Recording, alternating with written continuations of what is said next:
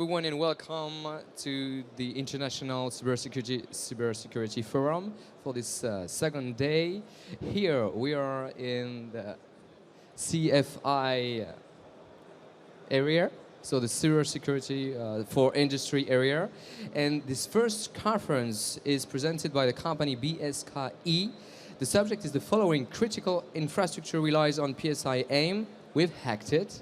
And it is presented by Manuel Boy. Thank you so much.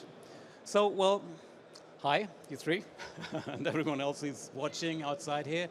My name is Manuel Bohe. I'm from the BSKI, which is the Federal Association for the Protection of Critical Infrastructure in Germany. So very much is about critical infrastructure here, but it also applies to industry, because we've hacked a system which is called PSIM. And this is quite common in high security areas, in industries, in several industries as well. So let's dive into it. What's PSIM actually? Maybe that for a starter. PSIM stands for Physical Security Information Management, and it's actually kind of a mothership of all physical security systems. When you're looking at critical infrastructure, in most cases, think of a grid provider, or think of a water supply company. So water supply company means that you have kilometers and kilometers of pipes, and you have several pumps, etc., and they're widespread all over the country.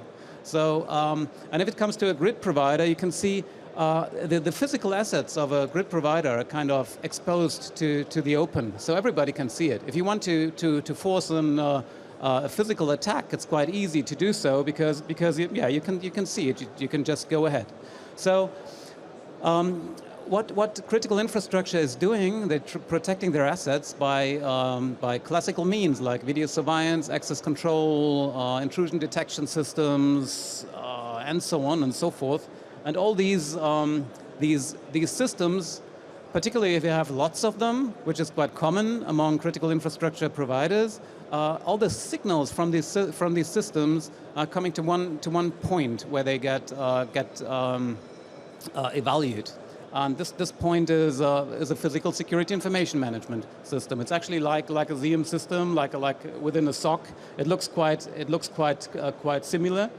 But the interesting point from a hacker's perspective is just that it's one system to manage, to control and command all the signals coming from various security systems.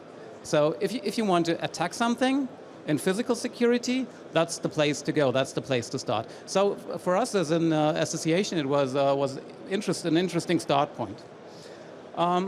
Because it's like in Lord of the Rings, it's one ring to rule them all. So it's one system to rule all the security systems that are kind of involved in it. All right. So what we did was, a first approach was to scan the market and to see who's the market leader. We picked the market leader in Germany. The company is called Advances. Their product is called WinGuard, and it's widespread among critical infrastructure, but it's also widespread among industries. So you have this in several big companies and medium-sized companies who are really, who have who really give value to security and try to protect their assets as best as they can. They use these kind of software. It's quite natural that there are lots of physical security systems, so you need lots of modules to build such a software. These systems have different ages, because you don't build a intrusion detection system and keep it just for 1 or 2 years, but it's bound to the property, it's bound to the building, which can run for decades. Hence, you have lots of modules. And each module, the more module you have, the more interesting it becomes from a hacker's perspective, because each module opens a possible vulnerability. But we didn't want to go that way, because we're just a little lazy. But what's the possibility? What we actually did instead was to look into two different things. the WinGuard system does have a web server and an online access to make it a little easier for the security guards to access the system, and it also has a service access, which I can come to in a minute. So. Of course, that's the place we started first. So we skipped all the modules, which would have been the next step, and got right into the heart of it by attacking the WinGuard web server. Well, as I mentioned before, we recognized another thing coming up, which is service access point. And the service access point didn't look really interesting at the first glance, but it turned out to be quite interesting. From a technical perspective later on. Yeah. Of course, WinGuard does have a brute force protection. No question, this is standard today. You can expect it everywhere. As we've been into a discussion with Advances, the company who provides WinGuard, they told us there's no point in attacking us because we have encrypted communication and we have encrypted data storage. So what's the point? What you're doing here? It's nonsense. And the service access point didn't really look quite promising at the beginning because there's not much to see there. You have a monitoring interface, and it doesn't really matter if you log in as an administrator or if you log in as a normal user. So there's no point in going after that either. However, what we found out later on was during our process was that there are no specific users, and that's an interesting point. There are no specific users for the service access. So there were the same users for the WinGuard main system as they were for the WinGuard service access. And that opened up the idea that we might want to consider brute forcing the service access point and not so much the WinGuard main system, main access point. And we found out that, as it turned out, the brute force protection did not work for the service point. Okay, it works. So further, we did find out that with the service access point, the communication, there was no encryption at all. So you could read everything in plain text, the whole communication on the network, just by using standard tools like Wireshark and so on. What's really interesting as well is that they didn't even think about integrating encryption at all at the service point. So it's not, you don't have an option to actually activate encryption. So everything was kind of yeah. And even the picture, if you look at it, it looks a little like jumped out of the 90s. This was last year. And funny as well is that the WinGuard system itself, the system that the user interface for the guards, for the users itself, is really beautiful designed. It's a really state-of-the-art design, but the service interface was a little lame, actually. But the design is not a matter here, of course. So we just brute forced it. We ran against the service access point. We ran thousands of passwords, possibilities, and last but not least, we got our passwords. Effective password guessing has been absolutely possible then, which was kind of interesting. But of course, we still needed to know who are the users on the other hand. So user guessing is an important aspect.